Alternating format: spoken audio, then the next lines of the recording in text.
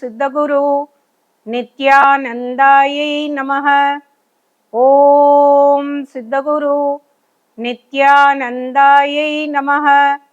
ஓம் சித்தகுரு நித்யானந்தாயை நமः. இன்னைக்கு பார்க்க போற தகவல் என்ன அப்படின்னா, பிரதோஷ காலத்தை பத்தி.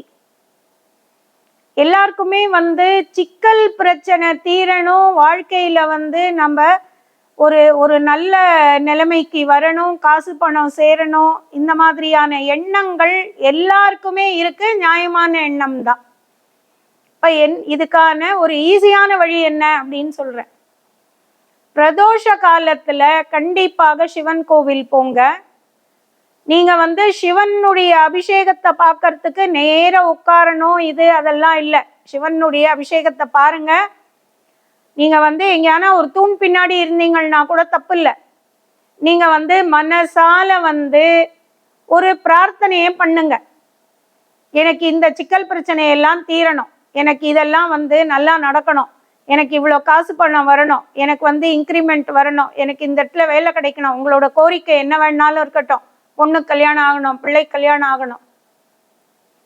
பிரதோஷ காலத்துல நீங்க வேண்டினீங்கன்னா 100% கண்டிப்பாக அது நடக்கும். ஏன் அப்படின்னா, அந்த பிரதோஷ காலத்துல சிவனுடைய அபிஷேகத்தை பார்க்கறதுக்கு தேவதேவதைகள் எல்லாரும் பூமிக்கு இறங்குறாங்க. அப்போ எல்லாருமே அங்க ரிலாக்ஸ்டா சிவனுடைய அபிஷேகத்தை பார்க்கறாங்க. நீங்க உங்களுடைய கோரிக்கைகளை சொல்லும் பொழுது எல்லாருமா அதை நிறைவேற்றி வைக்கிறாங்க. ஸோ இப்போ நம்ம ஒரு கோவிலுக்கு போறோம் அப்படின்னா, ஒரு சிவன் கோவிலுக்கு போறோம் அப்படின்னா அவர் ஒண்டிதான் பண்ணுவார்னு இருக்கு. ஒரு பெருமாள் கோவிலுக்கு போறோம், வரதராஜ பெருமாள் கோவிலுக்கு போறோம்னா வரதராஜர் தான் அதை நிறைவேற்றி வைக்கணும். ஆனா இந்த பிரதோஷ காலத்துல என்ன அப்படின்னா, எல்லா தேவதேவதைகளும் வந்திருக்காங்க. அந்த வானுலகமே கீழே வந்திருக்கு. அந்த காலத்துல நீங்க வேண்டும் பொழுது யாரோ ஒருத்தர் அதை நிறைவேற்றி வச்சிடுறாங்க. கண்டிப்பாக இதுல உங்களுக்கு பலன் கிடைக்குது.